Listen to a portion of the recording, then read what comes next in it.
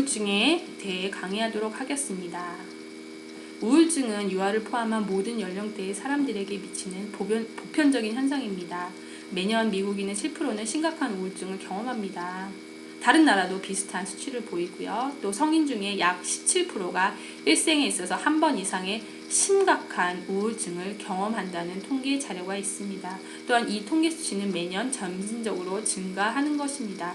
다시 말씀드리자면 우울증은 우리 주변에 아주 가까운 곳에 많은 사람들이 경험하고 있는 그런 정신적인 문제인 것입니다.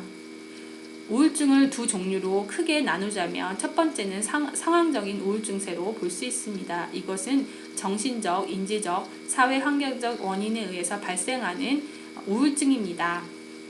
예를 들면 개인이 어떤 친지의 죽음으로 사고로 인해서 아주 어려운 상황, 위기 상황에 몰릴 때 우울증을 느낄 수 있습니다. 또 두 번째는 생물화학적인 우울증인데요. 이것은 생물 유전적인데 원인이 있습니다. 예를 들면 뇌화학적 불균형, 수면 부족, 충분치 못한 운동, 약물의 부작용, 신체적 질병, 부적절한 다이어트, 호르몬 불균형에 의해서 생기는 우울 증세입니다. 우울증을 또는 우울 장애를 우울한 느낌과 종종 혼돈해서 사용되는데요. 임상에서 우울한 느낌과 우울 장애는 다르게 사용됩니다. 임상에서 우울 장애는 심각한 정신질환으로 지속적인 고통을 수반하며 일상생활을 할 수 없는 그런 불가능한 장애를 의미합니다. 자세한 것은 제가 조금 이따가 더 자세히 말씀드리겠습니다. 우울 장애를 진단하는 기준이 있습니다. 여러분께서 전문 상담가는 아니시지만 여기 파워포인트에 보시면은 어느 정도 이해를 하실 수 있으실 거라 생각이 듭니다. 또 제가 파워포인트 말고 블랙보드에 PHQ-9이라는 우울장애 자기진단 테스트를 올려놨습니다. 실제로 제가 이 PHQ-9을 가지고 저희 교회에 있는 청년들에게 제 개인적인 연구 때문에 설문을 했는데 저희 교인의 그 청년들 중에 반이 아주 심각한 정도는 아니었지만 어느 정도 좀 상담이 필요한 우울 증세를 보였습니다. 우울장애 증상은 여러 가지로 볼 수 있는데 첫 번째로 행동적 증상입니다. 무기력증, 활력 부족, 동기 상실, 자발성의 상실, 사회적 고립, 자살 충동 등이 있습니다. 아주 쉽게 제가 말씀드리자면 우울증 증상이 있는 분들은 만사가 귀찮고 만사가 하고 싶지 않을 때 그것이 아주 대표적인 우울증의 증상입니다. 두 번째 인지적인 증상으로는요. 부정적인 사고, 집중력 저하, 염세주의, 죄책감, 자기 비판, 자기 비난이 있습니다. 여기 집중력 저하라고 했는데 집중력 저하는 아주 사소한 일들, 예를 들면 신문을 읽는다든지 텔레비전을 본다든지 운전을 한다든지 이런 것에 아주 사소한 것에 집중할 수 없을 때 그럴 때 이것이 우울장애 증상 중에 하나입니다. 그다음에 신체적인 증상이 있습니다. 두통, 어지럼증, 신체적 통증, 식욕 저하 또는 과식, 수면 부족 또는 수면 과다, 또한 체중 변화 등이 있습니다. 또 감정적인 증상으로는 비관, 절망, 수치심이 있습니다. 우울증의 원인 중에 첫 번째는 신체적 유전적 원인이 있습니다. 호르몬 불균형 및 또는 변화, 예를 들면 사춘기나 아니면 갱년기 또는 여성의 출산 후 호르몬에 큰 변화가 생기기 때문에 이때 많은 분들이 우울증에 걸리거나 우울증 때문에 어려움을 겪습니다. 또 뇌신경 물질 또는 뇌화학 물질의 불균형, 이것이 유전적인 원인이 될 수 있고요. 또 계절, 빛의 노출이 부족한 겨울, 가을 이럴 때 많은 사람들이 우울증을 경험할 수 있습니다. 또 약물 같은 것, 마약, 항우울제, 스테로이드, 심장질환 약품들을 사용했을 때 우울증으로 이것들이 나중에 변환될 수 있습니다. 또 우울한 기분이 지속될 때, 또 부적절한 음식, 휴식 부족, 운동 부족, 수면 부족, 또 유전적인 원인도 있습니다. 우울장애 환자 중 50%가 부모 중에 적어도 한 사람이 우울장애의 병력을 가지고 있습니다. 또 우울증의 원인 중 심리적인 원인이 있습니다. 성장 배경 및 가족 요인이 있습니다. 어렸을 때 부모님의 무관심이라든지 아동 방치 및 학대, 부모의 엄격한 기준 등 이런 성장 과정을 갖고 있는 사람들 중에 많은 분들이 우울증을 나중에 호소하게 됩니다. 또 스트레스가 있습니다. 우울증을 앓고 있는 사람들은 우울증 증세가 나타나기 전에 과도한 스트레스를 경험합니다.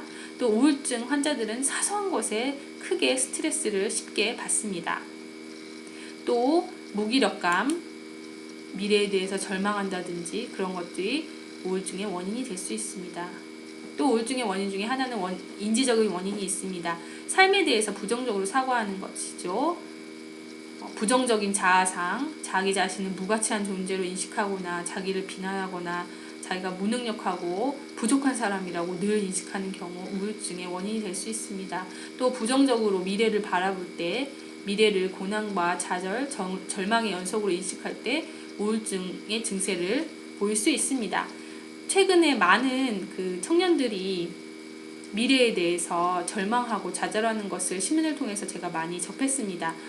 그래서 많은 청년들이 우울증에 시달리는 것을 제가 봤을 때 참 가슴이 아팠고, 우리 기독교 상담자들이 아니면 기독교 사역자들이 좀 더 청년 사역에 있어서 관심을 두어야 되지 않을까라고 한번 고민한 적이 있었습니다. 우울증의 원인으로는 사회 환경적인 원인이 있습니다. 억압하는 사회제도, 예를 들면 독재라든지 차별이라든지 인권 유린이 정당화된 그런 어떤 사회제도, 이런 제도에서 우울증이 또 발생할 수 있고요. 또 스트레스를 유발하는 환경 등이 있습니다. 어렸을 때 지속적인 학대를 받았다든지 불치병이 있는 가족이 있었다든지 부모의 언어 폭력이 있었다든지 부모가 이혼했다든지 이런 스트레스를 유발하는 환경 때문에 또 우울증이 이렇게 걸릴 수 있습니다. 우울증의 원인 중에 또 하나는 분노와 죄책감입니다. 개인의 상처, 고통에 대한 분노, 예를 들면 성폭력, 가정폭력, 학교폭력, 자연재해, 사고 등에 대해서 아니면 또는 가족의 죽음 등 이런 것들 때문에 개인이 분노를 계속적으로 지속적으로 품고 있는 경우 나중에 그것들이 우울증으로 연결될 수 있습니다. 또 죄에 대해서 죄책감이 있을 때, 죄에 대한 자기 비난, 또 절망이라든지 좌절할 때 그런 것들이 지속될 때 우울증으로 나중에 발전될 수 있습니다. 우울증의 영향으로는요, 비참함, 비효능감 등이 있습니다. 비참해하고 슬퍼하고 우유부단하고 열정이 부족하고 일상생활 유지가 불가능하고 에너지가 없고 타인을 의존하고 성취력이 부족한 것. 제가 아까도 말씀드렸지만 우울증의 원인 중에 하나는, 우울증의 증상 중에 하나는 무기력한 것입니다. 만사가 귀찮은 것입니다. 또 신체적인 질병으로 나타날 수 있습니다. 심장질환이라든지 면역 기능 저하라든지 이런 것들로 우울증의 영향으로 나타날 수 있습니다. 또 성에 대한 어떤 흥미 감소가 나타날 수 있고요. 낮은 자존감으로 또 나타날 수 있고, 또 많은 경우에 우울증을 앓고 있는 분들이 자살을 하게 됩니다. 상담을 하실 때 여러분께서 정말 중요하게 생각하시는 것은 내담자의 상태가 호전되지 않거나 우울 상태가 아주 심각해서 장애 상태일 경우, 이런 경우에는 전문 상담가와 의사의 약물 및 심리 치료를 위탁하셔야 합니다. 우울 장애는 단순히 우울한 감정이 아니라 신체적, 정신적 원인이 포함된 정신 질병이기 때문에 어떤 개인의 능력과 의지만으로 개선될 수 있는 그런 문제가 아니고 이것은 바로 심각한 정신장애입니다. 상담과 우울증에 대해서 말씀드리겠습니다. 첫 번째로 여러분께서 하셔야 할 것은 신체적 원인과 증상을 돌보는 것입니다. 수면 상태가 우울증을 앓고 계신 분들은 수면을 과다하게 하거나 아니면 수면이 부족합니다. 그렇기 때문에 정상적인 수면 상태 유지하는 것도 정상적인 식습관, 규칙적인 식습관 유지하는 거 굉장히 중요합니다. 우울증을 앓고 계신 분들은 식사도 많이 거르시고 규칙적인 식사를 하지 않고 식습관이 규칙적이지 않기 때문에 또 그런 것들이 우울증을 더 악화시킵니다. 또 운동 부족을 개선하는 것 중요하고 건강 진단을 받는 것도 중요합니다. 운동은 굉장히 중요합니다. 이것은 그 전에 제가 그 소진에 대해서 강의했을 때 운동에 대해서 강조했는데요. 운동은 우울증 또 불안증에 있어서 아주 좋은 어떤 치료 중에 하나입니다. 그래서 운동은 부족을 개선하는 거 굉장히 중요하고요. 또 심리적 요소를 돌보는 것, 이 신체적인 원인이 증상이 좀 돌봐졌을 때 그 다음에 심리적 요소를 돌보는 것 중요합니다. 그래서 내담자가 어떤 병을 갖고 있는지, 혹시 과거에 상처가 있는지 그런 것들을 여러분께서 돌봐주시는 것, 그런 것들을 들어주시고 상담해 주시는 것 중요합니다. 또 스트레스를 관리할 수 있도록 도와주시는 것 중요하고요. 또 분노가 혹시 있다면 그것을 다뤄주는 것. 내담자가 풀지 못한 분노가 있다면, 예를 들면 성폭력이라든지 가족폭력 같은 그런 과거의 경험들이 계속 내담자를 분노하게 되고 화나게 하는 경우, 그것이 나중에 우울증으로 나타날 수 있습니다. 혹시 그런 다루지 않은 분노가 있는지 여러분이 돌아보시고 그 상처를 들어주시고 하나님 안에서 기도하고 그것들이 치유될 수 있도록 여러분께서 노력하시는 거 굉장히 중요합니다. 또 죄책감이 있다면 여러분께서 그것도 하나님 안에서 용서를 구하는 것, 하나님께 용서도 구하고 또 피해자에게 용서 구하는 것 여러분께서 도와주시는 것 중요합니다. 또 지속적으로 학습된 무기력이 있다면 그리스도 안에서 소망을 강조하는 것 중요합니다. 또 부정적인 사고방식이 있다면 긍정적으로 사고방식을 심어주시는 것 중요한데요. 제가 그 그리스도 안에서 정체성이라는 어떤 제목으로 해서 제가 블랙보드에 그 마이크로소프트 워드로 올린 파일이 있습니다. 거기 보면 우리의 정체성에 대해서 나와 있는데요. 그런 것들을 한꺼번에 다 묵상할 수는 없겠지만 그 중에 하나만 골라서, 예를 들면 나는 하나님의 자녀입니다. 그 말씀을 하나 골라서 그 말씀을 지속적으로 묵상하고 그것을 계속 반복하면은 그런 것들이 부정적인 사고를 다루는 데 있어서 큰 도움이 됩니다. 또 비활동성을 다루는 것, 사소화 활동, 예를 들면 가족 활동, 운동, 레크레이션에 대한 동기부여 및 지속적인 지원과 지지하는 것 중요하고요. 또 우울증을 호소하는 사람들은 일상적인 활동을 유지할 수 없기 때문에 소소한 활동에도 칭찬과 격려를 통해 정상적인 생활을 할 수 있도록 동기부여하는 것이 굉장히 중요합니다. 우울증을 앓고 있는 사람들은 심지어는 침대에서 일어나는 것도 힘들어합니다. 그렇기 때문에 아주 작은 일을 하셨다면 그 하신 일에 대해서 여러분께서 칭찬하시고 격려하실 때 우울증 상담에 있어서 큰 도움이 됩니다. 그리고 스트레스를 유발하는 환경을 다루는 것 중요합니다. 제가 아까도 말씀드렸지만 우울증 환자들은 작은 스트레스에 굉장히 민감합니다. 작은 스트레스에도 우울증을 쉽게 경험하고 우울한 마음이 쉽게 생깁니다. 그렇기 때문에 내담자가 스트레스를 유발할 수 있는 환경을 피하거나, 예를 들면 사회적으로 고립이 됐다면 그것들을 좀 풀어주시고, 어두운 집안이 있다면 그 밝은 곳으로 좀 나올 수 있게 도와주시고, 지속적인 언어 폭력이 있었다면 그런 것들을 해방할 수 있도록 여러분이 도와주시는 것 굉장히 중요합니다. 또 사회적 지원과 격려 중요합니다. 특별히 우울증을 겪고 계신 분들은 일상적인 생활이 불가능하기 때문에, 왜냐면 만사가 귀찮고 그것을 일상생활을 할 수 있는 에너지조차가 없기 때문에 가족이라든지 주변에 있는 분들이 지속적으로 내담자가 수면은 잘하고 있는지 식사는 잘하고 있는지 체크해주고 계속적으로 돌봐주는 것이 굉장히 중요합니다. 또 자살 예방하는 거 굉장히 중요한데요. 제가 아까도 말씀드렸지만 우울증을 겪고 있는 많은 사람들이 결국에는 자살을 선택합니다. 그렇기 때문에 여러분께서 혹시 자살의 가능성이 있는지 돌아보시는 것 굉장히 중요합니다. 자살 가능성을 여러분들이 알아보는 방법이 있는데요. 내담자가 혹시 자살에 대한 생각을 자주 언급하면 자살할 확률이 높습니다. 예를 들면 내가 죽으면 모두가 행복할 거예요. 내가 없어도 세상은 다 돌아갈 거예요. 라는 이런 식의 자살에 관련된 생각을 계속적으로 언급할 때 자살 가능성이 있다고 보시면 되고요. 또 자살 계획 또는 자살 계획이 구체적이고 그것이 현실 가능할 때, 또 자살 기도를 이전에 경험한 경우, 또 자살 도구를 소지하고 있는 경우, 그리고 자살 도구가 위험하면 위험할수록 자살할 확률이 증가합니다. 또 자살을 암시하는 행동을 할 때 예를 들면 유서를 쓴다든가 자신의 소유물을 다른 사람에게 나눠준다든가 이런 행동들이 있을 때 자살할 확률이 높습니다. 네, 여러분께서 그런 것들이 있다면 돌봐주시는 거 굉장히 중요합니다. 이번에는 불안에 대해서 강의하도록 하겠습니다. 불안은 염려, 불편한, 걱정, 그리고 신체적 긴장을 동반하는 내적 감정입니다. 불안의 종류는 두 가지로 나눌 수 있는데요. 첫 번째는 특정한 불안이 있습니다. 이것은 특정한 불안을 야기하는 특정한 위험에 의해서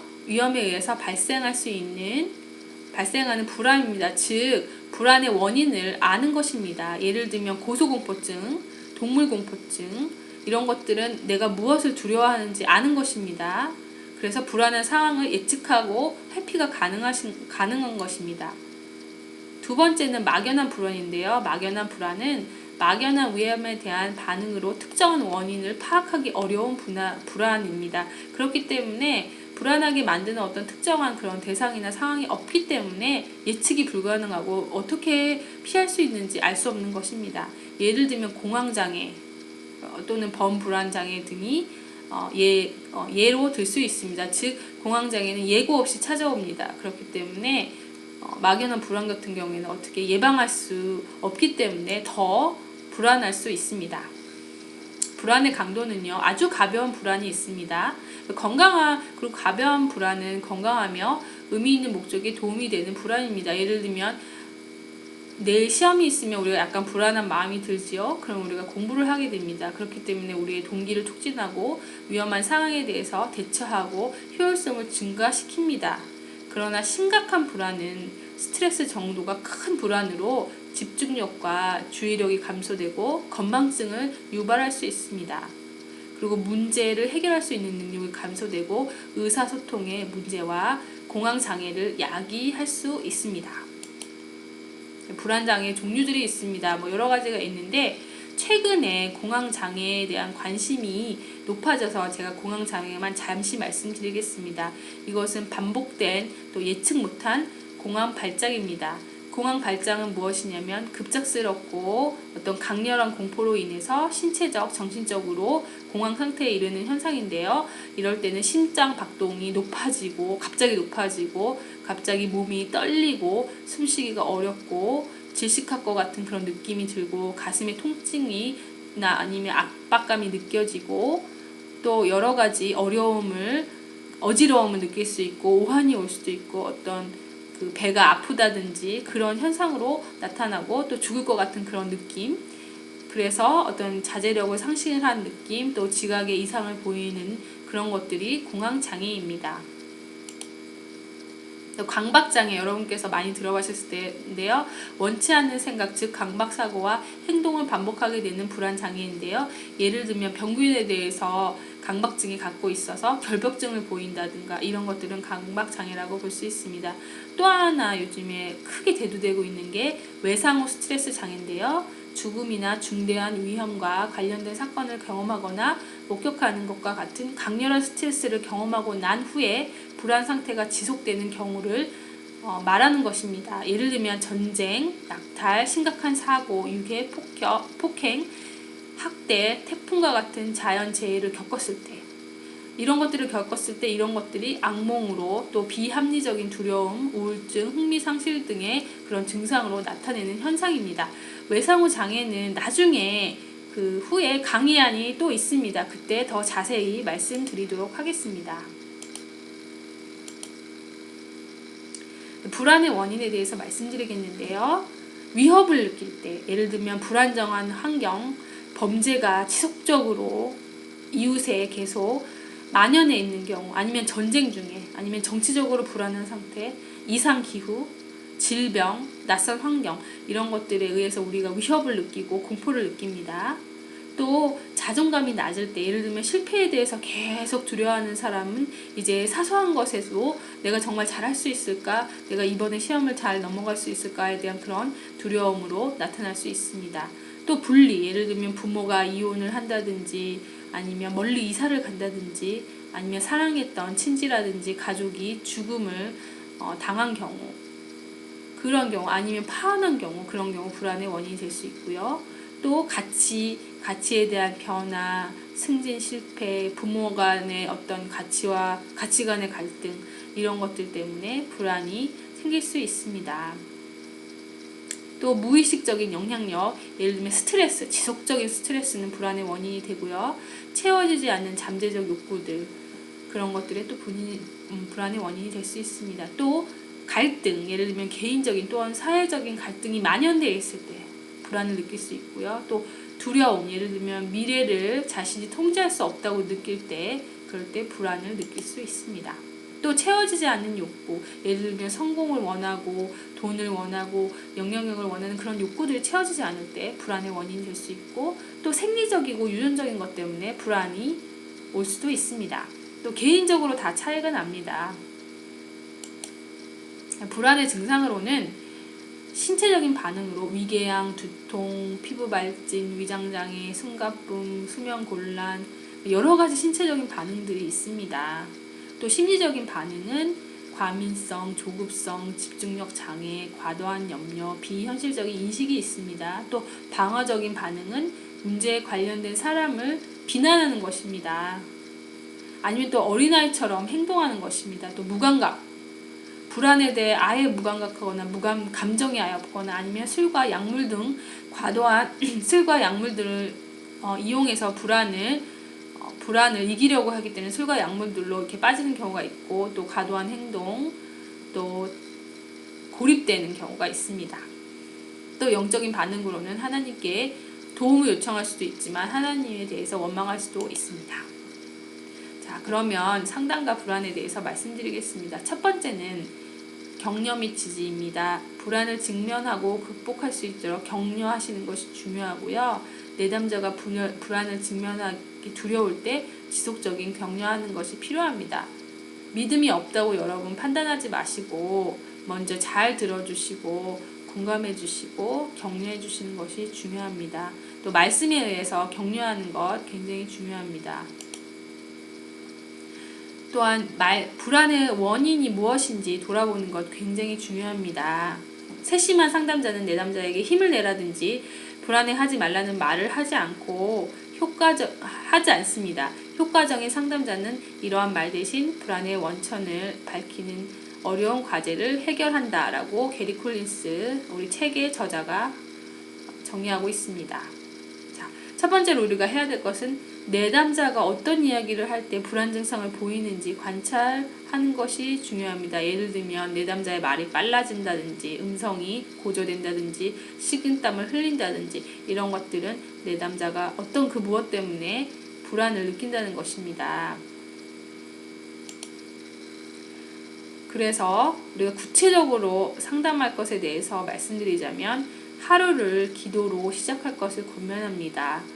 오늘 하루가 예상되는 일이 많지 않습니까? 그런 것들을 하나님께 아뢰고 기도할 수 있도록 권면하시기 바랍니다. 또 규칙적으로 기도할 수 있도록 규칙적으로 어떤 불안한 것들을 목록을 만들어서 그것들을 정해진 시간에 하나님께 기도하고 하나님 손에 맡기는 것, 그런 것들을 권면해 주시는 것 중요합니다. 또 성경 말씀을 계속적으로 반복하는 것입니다.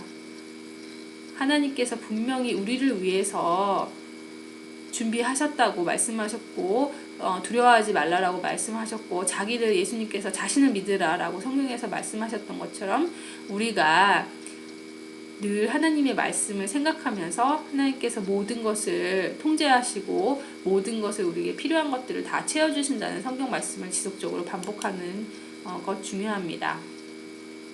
또 행동학적 측면으로 우리가 상당을 생각했을 때 가장 가벼운 불안부터 심각한 불안까지 강도에 따라서 순서적으로 이렇게 불안 목록을 작성하는 것 중요하고, 그 다음에 거기서 가장 해결하기 쉬운 것부터 해결할 수 있는 것들 해결해 주는 것 구체적으로 도움이 될 수 있습니다. 또 긴장 이완이라고 해서 깊게 숨을 들이마시는 것, 단전 호흡은 아니고요. 그렇게 비슷하게 호흡을 깊게 들이마시고 내쉬는 것, 이런 것들을 5분 동안 하고 그런 것들을 반복적으로 할 때 실제적으로 불안에 굉장히 도움이 됩니다. 또 성경 말씀을 불안할 때마다 암송하는 것, 또 불안한 상태를 재현해서 그것들을 상상으로 재현해서 내담자가 불안함을 대처할 수 있게 연습시키는 것, 그런 것도 한 가지 상담이 될 수 있습니다. 또 하나님의 보호하심을 강조하는 것 상담할 수 있습니다. 또 생물학적으로 개입할 수 있습니다. 항우울제. 근데 이런 것들은 아주 심각한 불안증이 뭐 예를 들면 공황장애라든지 아니면은 외상후 장애라든지 아주 심각한 경우에 약물을 권할 수 있습니다. 또 환경적인 어떤 변화를 추구하는 것 중요합니다. 개인의 생활 양식을 변화주는 것, 특별히 규칙적인 생활, 규칙적인 식사, 운동, 수면 굉장히 중요합니다. 우울증과 그 불안 장애에 있어서 이런 규칙적인 생활이 가장 중요한 것 중에 하나의 요소입니다. 또 운동도 불안 장애에서 아주 중요합니다. 불안을 예방하는 것, 하나님을 신뢰하는 것이죠. 하나님을 머리로만 신뢰하는 것이 아니라 정말 마음으로 또 순종하는 마음으로 신뢰할 수 있도록 지속적으로 하나님의 말씀을 반복하고 묵상하고 그것들을 실제적으로 삶에서 적용할 때 불안을 예방할 수 있습니다. 또 대처 방안을 학습하는 것도 불안 예방에 좋은 방법입니다. 아까도 말씀드렸지만 불안을 야기하는 상황을 재현해서 방안을 학습하는 것 중요하고, 또 타인에게 불안한 생각을 나누는 것도 도움이 되고, 또 자신감을 높이는 것도 중요합니다. 예를 들면 실패를 두려워해서 불안함이 있는 사람에게 자존감이나 자존감을 높일 수 있는 것, 예를 들면 그리스도 안에서 정체성을 지속적으로 묵상하고 그것들을 반복하는 것들을 통해서 자존감과 자신감을 높일 수 있는 것입니다. 또 상처를 인정하는 것, 또 만족감을 주는 행동들 하는 것, 또 효과적으로 의사소통을 배우는 것, 또 긴장 이완 운동 같은 거, 예를 들면 스트레칭은 우울증과 불안에 있어서 굉장히 좋습니다. 또 요가가 있는데 요가는 명상이 있죠. 그래서 명상을 제외하고 그냥 운동으로서의 어떤 요가 있죠. 스트레칭하고 숨쉬기, 이런 것들은 외상후 장애, 불안 장애, 우울증에 굉장히 도움이 됩니다. 또 태권도라든지 이런 것들 도움이 되고요. 또 우선순위의 삶의 목적을 재평가하는 것, 우리의 우선순위가 하나님인지 아니면 다른 것들인지, 우리가 하나님께 우선순위를 둔다면 우리의 불안도 예방할 수 있는 것입니다. 또 필요하다면 타인에게 도움을 요청하는 것, 불안을 예방하는 것 중에 하나입니다. 또 상황에 대해서 인식을 바꾸는 것, 부정적으로 현실을 보는 것이 아니라 조금 더 긍정적으로 또 현실적으로 시각을 판단하는 것, 또 다른 사람에게 다가가서 도움을 요청할 수 있는 것, 그런 것들은 불안을 예방할 수 있습니다. 분노에 대해서 강의하도록 하겠습니다. 분노의 정의는 하나님께서 주신 강한 감정으로 다양한 강도로 표현되는 것입니다. 아주 경미한 분노부터 극한 격분에 이르기까지 그 강도가 다양합니다. 또 분노의 기간도 다양합니다. 아주 잠깐 순간 화가 날 수도 있고, 평생 과거에 일어났던 어떤 한 일 때문에 평생 분노할 수 있습니다. 중요한 것은 모든 분노는 죄는 아니지만 개인의 반응에 따라 죄가 될 수 있습니다. 성경에서 선한 분노들에 대해서 나오고 있습니다. 인간의 분노는 정상적이고 모든 분노가 죄는 아닙니다. 인간의 분노는 그렇지만 인간의 분노가 잘못된 직관에 의한 분노도 있기 때문에 그것들은 어떤 죄악이 될 수 있습니다. 그렇기 때문에 분노가 죄가 될 수도 있고 또 죄가 되지 않을 수도 있습니다. 분노는 종종 죄를 불러일으킬 수 있습니다. 예를 들면 복수라든지 학대를 한다든지 이런 것들은 분노의 죄의 표현입니다. 또 포착하기 어려운 공격성, 예를 들면 험담한다든지, 분노가 있기 때문에 상처를 받았기 때문에 뒤에서 험담한다든지 이런 것도 죄입니다. 또 자신의 분노를 인정하는 것, 거부하는 것, 그리고 억제하는 것. 그런데 분노를 억제하는 것은, 부인하고 억제하는 것은 나중에 우울증이나 신체적인 문제를 유발시킬 수 있습니다. 인간의 분노는 선하게 사용될 수도 있습니다. 예를 들면 사회 불의에 대한 분노는 사회운동을 일으킬 수 있습니다. 예를 들면 인종차별에 대한 분노로 노예해방 운동이 일어났던 것처럼 또 인간의 분노는 선하게 사용될 수 있습니다. 중요한 것은 우리가 분노를 인식하고 통제하는 것이 중요합니다. 분노를 폭발하는 것, 또 억제하는 것, 극단으로 갈 수 있는데요. 둘 다 좋은 방법이 아닙니다. 하나님 안에서 분노를 고백하는 것 중요합니다. 또 사랑해야 합니다.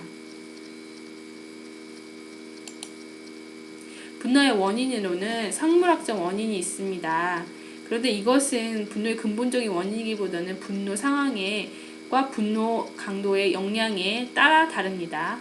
또 우리가 불의 때문에 분노할 수 있습니다. 예를 들면 예수님의 분노라든지 학대, 인종차별, 사회 불의 이런 것들 때문에 또 분노의 원인이 될 수 있습니다. 또 좌절 때문에 분노가 생길 수도 있습니다. 또 위협과 상처를 받았을 때 거절을 당했다든지 제지를 당했다든지 트라우마가 있다든지 과거의 상처가 있다든지 이런 것들이 분노의 원인이 되고요. 또 학습될 수도 있습니다. 예를 들면 부모의 영향 때문에 늘 부모가 화난 모습으로 그런 자녀에게 늘 화를 내고 분노를 했다면, 또 아니면 그 문화 자체가 화내는 문화인 경우 또 분노의 원인이 될 수 있습니다. 또 개인의 성격과 또 지각 때문에 생길 수도 있습니다. 예를 들면 개인의 성격이 분을 못 참는 성격이라든지 아니면 상황에 대해서 매사를 부정적으로 판단하는 경우 분노의 원인이 될 수 있습니다. 분노의 결과는 분노의 원인을 직면을 가져올 수 있습니다. 이것은 성숙을 가져오는 것입니다. 또 발전할 수 있습니다. 상황을 호전시킬 수 있습니다. 예를 들면 사회 문제에 대한 분노는 나중에 선한 그런 운동을 일으킨다든지 선한 영향력으로 발전될 수 있는 것입니다. 그러나 분노는 부정적인 결과도 낳을 수 있습니다. 예를 들면 분노를 억누르는 것, 분노를 인정하지 않고 억누를 때 그 분노를 삭히는 것이지요. 그럴 때 마음의 쓴뿌리로 남겨집니다. 또 분노를 자극하는 그 상황에서 직면 없이 회피하는 경우, 그런 경우에 나중에는 현실 도피로 나타날 수 있고 다른 일을 몰두할 수 있다든지 아니면 TV를 본다든지 술이나 마약 등으로 이렇게 나중에 번져올 수 있는 것입니다. 분노를 참으면 한동안 분노를 억누를 수 있지만 직면 없는 인내 또는 강간은 나중에 화병, 우울증으로 나타날 수 있는 것입니다. 그래서 중요한 것은 이제 분노를 어떻게 푸는지에 대해서 그것이 중요한 건데요. 분노를 제대로 직면하지 않는 경우 그것은 나중에 내적으로 다른 모습으로 전환될 수 있습니다. 그래서 분노를 회피하고 수동적으로 공격성을 띱니다. 예를 들면 앞에서는 뭐라고 할 수 없지만 뒤에서 험담을 한다든지 뒤에서 공격을 한다든지 이런 것들로 전환될 수 있습니다. 또 피해망상을 가질 수도 있고요. 또 갑작스럽게 지금까지 분노를 갖고 있다가 폭발할 수도 있습니다. 또 자신을 비난할 수 있습니다. 또 고의적으로 분노하는 것, 바로 타인을 위협하는 경우, 또 습관적으로 분노할 수 있고, 또 우울성 분노도 나타날 수 있고, 여러 가지 원망이라든지 증오로 나타날 수 있는 것입니다. 분노의 그 부정적인 결과 계속 보자면 분노를 행동화하는 것입니다. 예를 들면 직접적으로 공격하는 것이지요. 이런 경우에는 분노 후에 죄의식으로 나타날 수 있고 인간관계가 손상되고 또 직업도 상실할 수 있습니다. 분노를 억제하지 못할 때, 그러니까 건강하게 분노를 다루지 못할 때 직업을 상실할 수도 있고 재산이 파괴될 수도 있고 그래서 분노는 사실은 더 많은 문제를 일으키고, 중요한 것은 연구 결과에 의하면 분노는 더 많은 분노를 일으킵니다. 분노를 격분하고 그것을 공격적으로 표현하는 것이 분노를 해결하는 것이 아니라 더 많은 분노를 일으킨다는 연구 결과가 있습니다. 또 분노를 소극적으로 공격할 수 있습니다. 예를 들면 비꼬는 말투, 험담하고 상대방이 도움을 요청했을 때 거부하는 경우, 그리고 또 방향성이 바뀐 공격을 할 수 있습니다.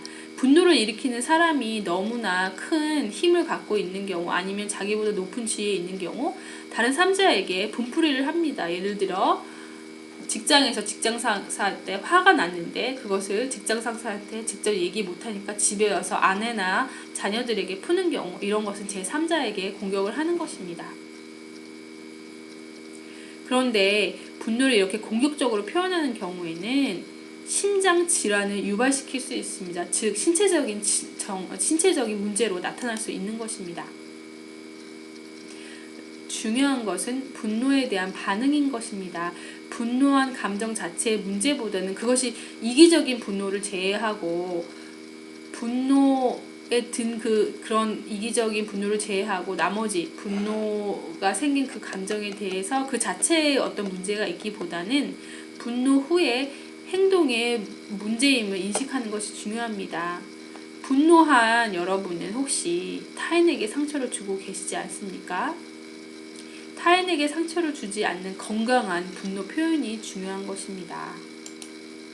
그래서 어떻게 상담할 건지 말씀드리겠습니다. 첫 번째, 분노를 인정하는 것 중요합니다. 하나님 다 아십니다. 우리가 분노하지 않았다고 생각하고 거부하고 부인한다 할지라도 하나님은 우리 마음을 아시기 때문에 분노한 것을 다 알고 계십니다. 그래서 첫 번째는 분노를 인정하는 것이 중요한데요. 분노를 일으키는 원인 그리고 그 상황들을 인식하는 것, 그것들이 사람인지 상황인지 인식하는 것 중요합니다. 또 분노의 신호를 인식하는 것. 예를 들면 내가 분노할 때 어떻게 신호로 오는지, 우울증으로 오는지, 신체적인 증상으로 오는지, 비탄한 마음이 오는지, 험담을 하는지 그런 것들 어떤 신호를 인식하는 것 중요합니다. 주의사항은 상담자가 강압적인 태도로 내담자에게 분노했다고 시인하게 만드는 것은 내담자의 분노를 더욱 증가시킵니다. 즉 따뜻한 말로 공손한 말로 내담자를 도전하는 것이 굉장히 중요합니다. 그래서 분노의 원인을 파악할 때 유용한 질문들이 여기 있으니까 여러분께서 파워포인트를 보시면 되고요. 또 하나, 분노의 반응을 지연하는 것도 굉장히 좋은 상담입니다. 분노를 즉각 표현하기보다는 잠깐 멈췄다가 표현하는 건데요. 예를 들면 화난 상태에서 숨을 쉬는 것입니다. 긴 숨을 한 1분 정도 내뱉고 들이마시는 것을 길게 호흡하는 것, 아니면 물을 마시거나 아니면 10까지 세고 말하는 것, 이런 것들은 분노를 즉각 표현하는 것을 막아주기 때문에 격한 아니면 공격적인 표현을 막아줄 수 있습니다. 또 지속적으로 습관적으로 분노를 느끼는 사람들에게는 가벼운 운동이라든지 스트레칭, 그 분노를 발산하는 데 굉장히 좋습니다. 그리고 분노의 감정들을 사람에게 공격적으로 표현하기보다는 그것을 글로 옮기거나 그림으로 표현할 때 그 분노들이 밖으로 나오고 인식하는 거기 때문에 건강한 분노 표현이 될 수 있습니다. 또 신뢰할 수 있는 지인에게 자신이 상처받은 것을 표현하는 것도 중요합니다. 이럴 때는 분통을 막 터뜨리는 것이 아니라 자신이 상처받고 왜 화가 났는지에 대해서 신뢰할 수 있는 사람에게 차분히 나누는 것, 이런 것들 굉장히 상담하는 데 있어서 도움이 됩니다. 또 하나님께 그 분노의 감정을 기도로 표현하고 위로를 받는 것 중요합니다. 또 건강한 분노 표현 돕는 것 중요합니다. 제가도 말씀드렸지만 분노를 인식하지 않고 부정하고 억제하는 것, 아니면은 분노를 경로하고 공격적인 방법으로 표현하는 것, 둘 다 건강하지 않은 표현입니다. 둘 다 신체적인 나중에 문제로 나타날 수 있는 것입니다. 그래서 건강한 분노 표현을 돕는 것, 말씀드렸지만 경로한 분노 표현은 절대 분노 해결에 도움이 되지 않습니다. 그래서 규칙적인 운동 및 취미 활동은 스트레스를 풀어주기 때문에 분노에 문제가 있는 사람들에게 굉장히 좋은 그런 어떤 방법입니다. 그리고 분노가 발생된 사례나 상처에 대한 어떤 동감하고 여러분께서 동감하고 경청하는 것 중요합니다. 또 분노를 야기시킨 사람과 건강한 대화할 수 있도록 사과하고 화해하고 용서를 유도하는 것 중요합니다. 또 분노를 야기시킨 사람과 대화 및 화해가 불가능한 경우에는 신뢰할 수 있는 타인에게, 예를 들면 상담자라든지 목회자 또는 멘토들에게 분노함과 상처를 나눌 수 있도록 인도하는 것 좋은 방법입니다. 상담에 있어서 중요한 것은 겸손과 고백과 용서입니다. 또 혹시 내담자가 자신을 너무나 부정적으로 보기 때문에 매사가 다 스트레스를 받고 분노할 수 있기 때문에 그리스도 안에서 건강한 자아상을 회복할 수 있도록 도와주는 것 중요합니다. 또 분노를 관리하는 그런 방법을 교육시키는 거. 이건 전문 상담에서 많이 하는 건데 이런 것들은 여러분께서 배우시면 좋겠지만 혹시 이런 것들을 배우기가 여의치 아니하시면 이런 것들은 전문 상담자에게 위탁하셔도 되고요. 아니면 제가 아까 말씀드렸던 것처럼 분노 반응을 지원한다든지 뭐 운동을 권한다든지 다른 방법으로 여러분께서 또 상담을 제시할 수 있습니다. 또 분노를 인정하지 않거나 분노로 인해 발생하는 습관적인 죄를 회개하지 않는 경우가 있습니다. 제가 실질적으로 분노 때문에 힘들어하는 그런 내담자를 만났을 때 대부분은 자신의 분노를 인정하지 않습니다. 그런 사람들, 그런 내담자들에게 강요하는 것, 당신은 분노에 문제가 있어요 라고 직접적으로 말하는 것은 오히려 내담자의 마음을 닫고 오히려 그들로 하여금 더 분노하게 되는 원인이 될 수 있기 때문에 그런 경우에는 직접적으로 직면하기보다는 간접적인 직면을 권해드리고 싶습니다. 예를 들면 분노로 인해서 발생된 결과를 구체적으로 얘기하는 것입니다. 예를 들면 내담자가 분노해서 직장 상사와 다툼이 있었고 그것 때문에 직장에서 어려움을 겪었거나 아니면 직장을 잃었다거나 뭐 이런 것들을 여러분께서 그 결과가 뭔지, 분노했을 때 어떤 결과를 낳는지, 인간관계의 단절이라든지 아니면 직장에서 어려움을 겪었다든지 그런 어떤 구체적인 결과들을 여러분께서 직접 내담자가 대답할 수 있도록 물어보시는 것도 좋은 방법입니다. 또 분노의 결과가 개인의 영적, 관계적, 신체적으로 부정적인 영향을 주는 것을 내담자가 스스로 인식할 수 있도록 여러분 도와주는 것 굉장히 중요합니다. 분노를 예방하는 것은 성경의 가르침대로 사는 것, 또 분노를 야기시키는 사람을 회피할 수 있으면 회피하고 상황을 다시 재평가하는 것, 혹시 내가 오해하는 상황이 없는지 다시 생각하고 또 분노의 방향을 선한 목적으로 전환하고 또 자존감을 형성하고 화난 상황이나 화나게 한 사람들을 되풀이하여 생각하지 않고 다른 것으로 화제를 전환하는 것, 또 갈등을 직면하는 법 배우는 것. 예를 들면 의사소통이 건강하지 못한 사람에게 의사소통의 좀 기술을 교육한다든지 그런 것들이 도움이 될 수 있고 또 성령의 인도하심을 따르게 하는 것 중요합니다. 제가 마지막으로 말씀드리자면 말씀드렸듯이 분노 자체가 죄가 될 수도 있고 죄가 되지 않을 수도 있습니다. 근데 중요한 것은 그것이 죄든 죄가 아니던 하나님은 우리 마음을 다 알고 계시기 때문에 우리가 그것을 인정하고 내담자가 혹시 분노 때문에 고민을 하고 있다면 그것을 하나님 앞에 인정하고 솔직하게 인정하고 그것이 죄라면 하나님께 용서를 구하고 만약 그게 정말 합당한 분노라면 그것을 건강하게 분노를 표현할 수 있도록 또 그 분노의 방향을 건강하게 풀어나갈 수 있다면 예를 들면 불공정한 어떤 그런 대우 때문에 분노한다면 그러면 그 불공정한 그런 상황들을 풀어갈 수 있는 방향은 있는지 그렇게 분노를 성한 방향으로 인도할 때 좋은 상담을 제시하는 것입니다.